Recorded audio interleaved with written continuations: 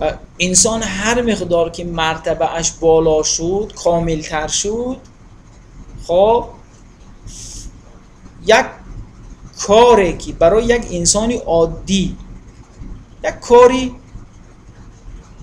گناه هم نیست، عرضم حضور شما خیلی به چشم گناه نمایان نمی شود، اما برای انسانی که به یک درجه از کمال رسیده است اون گناه حساب می شود. یعنی گناه به این معنا که خیلی کاری بد.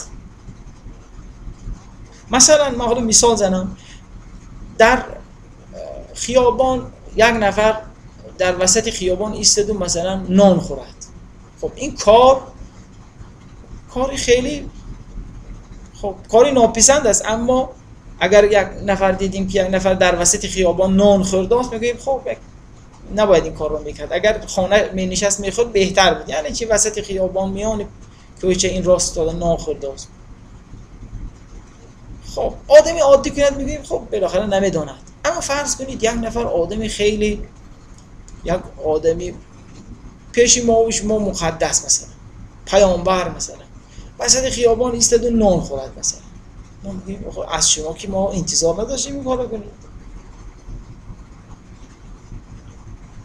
خب این کار که گناه نیست که ما گوییم انتظار نداشتیم، نه، خیلی از کارهای میده چویده ما انتظار داریم که آدمای بزرگ انجام ندهند.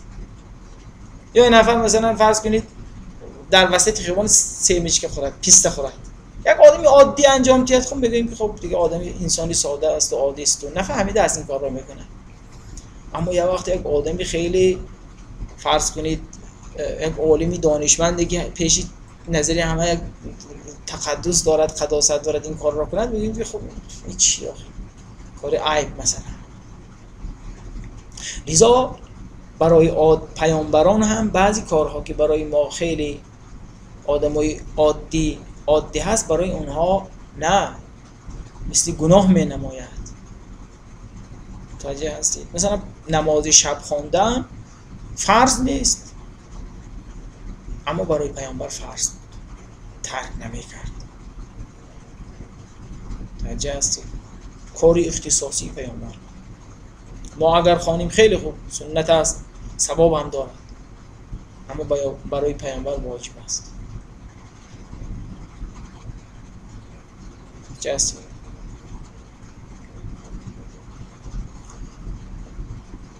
این از این. مطلب دیگر این است دوستان، ببینید درس هایی که از این داستان ما باید بگیریم این است. یکیش این که انسان بالاخره خطاکار است، نباید خطا کند، نباید اشتباه کند، اما انسان مادام که انسان است ضعیف است.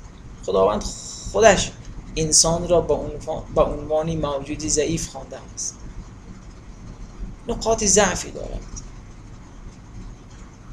از روی نادانی اشتباهاتی از او سر میزند. حالا اگر پیامبر که جای خودش یک انسانی عادی نفهمیده از روی نادانی گناهی انجام دهد، اما نباید شکسته شود انسان، ناامید شود، همیشه در این توبه باز است.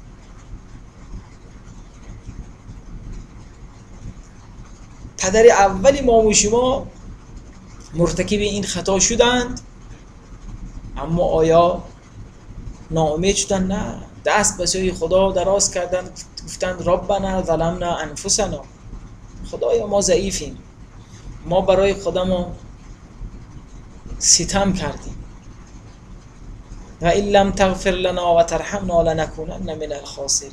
تو که توبه پذیری، تو که مهربانی خدایا، تو که میدانی ما ضعیفیم، حالا درگذر، توبه ما قبول کن. و خدا توبه میپذیرد.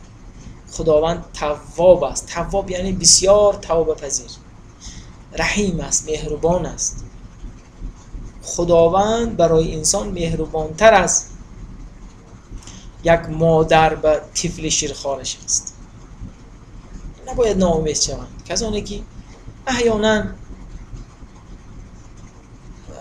از روی غفلت گناهی انجام داده‌اند، یا زمانی که خیلی نمیدونستن حالا اسلام چیست، خدا چی گفته است، از آنها شراب نوشیدند یا گناهی کرده اند، هرگز ناامید نشوند. ناامید فقط شیطان، ناامید فقط شیطان. لذا چون ناامید است در پی گمراه ساختن مردمان است. قسم خورده است که من این بنده های رای خدا با عزت خداوند قسم، فبعزتی که خدا با عزت قسم، لاغوینهم، من آنها را گمراه خواهم کرد. اون چون ناامید است. اما ما که ناامید نیستیم، ما که فرزندی آدمیم، اشتباهی کردیم، خطایی از ما سر زد، دری توبه باز است. همیشه خداوند دم توبه کننده را خیلی دوست دارد. چه هستی؟ خدا خیلی مهربان است. خداوند کسی را که به او تولا میکند، تضرع میکند، خیلی دوست دارد. خیلی خیلی دوست دارد. این مولوی داستانی شوبان و حضرت موسی را که تو این مثنویش آورده نگاه کنید چقدر زیباست.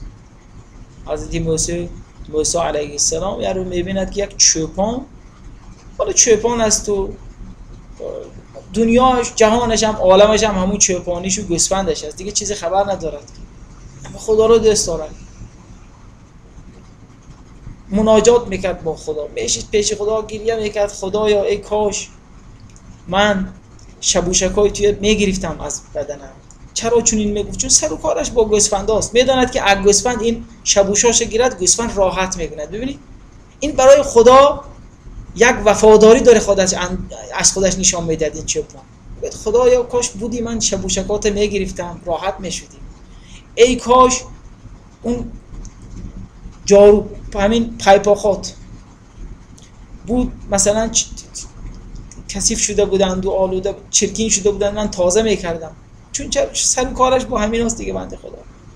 ای کاش من تو را شانه میکردم با یکاتر. ببینید پیش خودش و خدایش رو با چیزهای خطاب میکند که عالمش همین دیگه بنده خدا. انتظارم نیست که اون خیلی علامه در باشد که چیزی رو برای خدا میخواهد که راحتی را در اون دیده است. حضرت موسی وقتی میبیند این چوپان چونین مناجات کرده است، میگه تو کافر، تو مشرک، مگر خدا جسم است که این حرفا رو میزنی؟ مگر خدا برای تو چی بود که شبوشش بچینی الایا استغفرالله؟ تو کافر شدی، بدبخت شدی.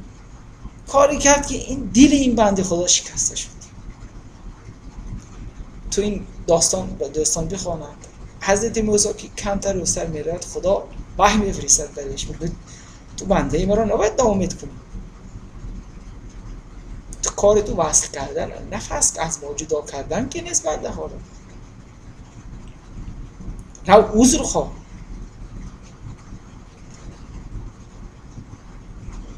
او این چوپان با تمام وجود با من مناجات بکرد، تو رو ناامید کردی. گنجه هستی. خدا خیلی مهربان است. خدا که نگاه نمی‌کند به علمی طرف، به جایگاهی طرف، به مقامی طرف. برای خدا مهمتر اون بنده مخلص بودن. خیلی دوست دارد خداوند بنده مخلص را، خصوصا اون وقتی که خدای نکرده خطایی از انسان سر میزند و وقتی خدا انسان خطا کرد و خودش قبول کرد، دلش شکسته می شود و این خدا دل شکسته را دوست دارد. شما دیدید یه نفر چقدر با یک شکسته دلی پیش خدا حاضر میشه. خدا خیلی دوست دارد. متوجه هستی؟ لذا نباید ما ناامید از کرده های خود شد. همیشه تا قیامت دری توبه باز است. البته این به این معنا نیست که حالا علیاذ بالله همه کار هر وقت خواستن گناه کنند خب خدا که توبه ما رو میپذیرد. نه، توبه هم شرط و شروطی دارد.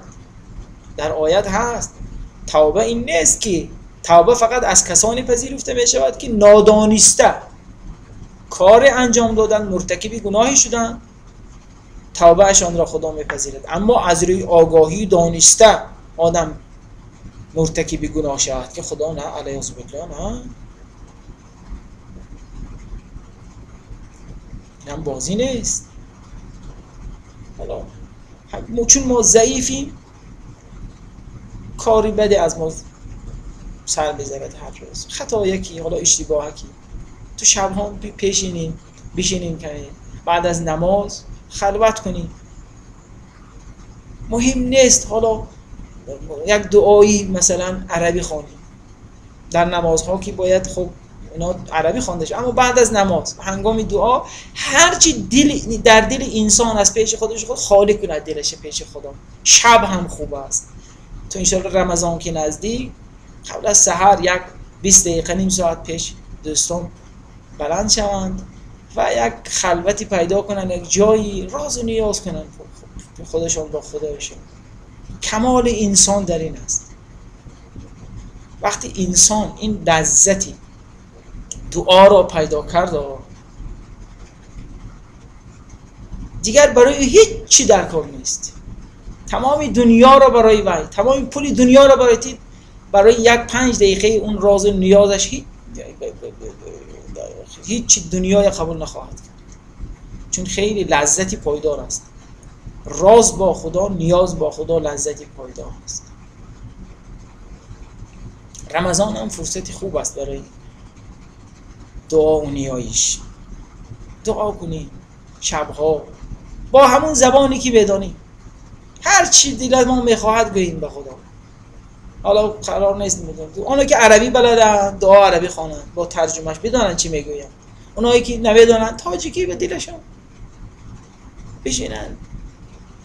و خدا هم دوست دارد که اشک از چشمان بنده اش جاری شود برای خدا. این بندگی عین آزادی است. آزاده کسی است که پیش خدا بندگی میکند. بعضی فکر میکنند بندگی علیاذ بالله خلاف آزادگی است. نه، چون این کسان خودشان اسیری نفس خودشان هستند، اسیری خواسته های خودشان هستند. در برابر خدا بنده بودن عین آزاده و آزادگی است. خب تا اینجا دیگر ما تفسیر این چند آیت را انجام دادیم و انشالله درس های بعدی و ادامه اش خواهید پرداخت. و صلی الله تعالی علی خیر خلقه محمد و علی اهل بیته و اصحابه المنتجبین. دوستانم دعا کنند در ماه رمضان، همون با هم دیگر دعا کنیم انشالله.